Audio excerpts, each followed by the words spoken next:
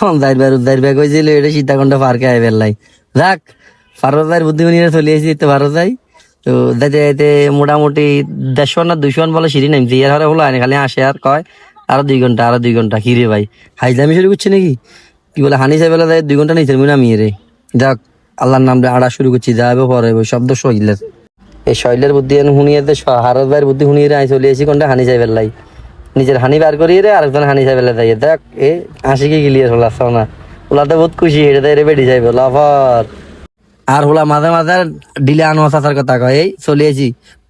অবশেষে আমরা চলে এসেছি এই জায়গায় নিতে আচ্ছা আমরা করতে এখন বুদ্ধি চিনতাম চাই নাই কোনো অবস্থায় এই জায়গায় মালিকের 5 আগস্টের মামলা ঢুকে দেন যায় না কি কারণে এই জায়গায় দেখাইলেও মানছে রে এই মানুষ না এদের রস ব্যাকিন বার করি আর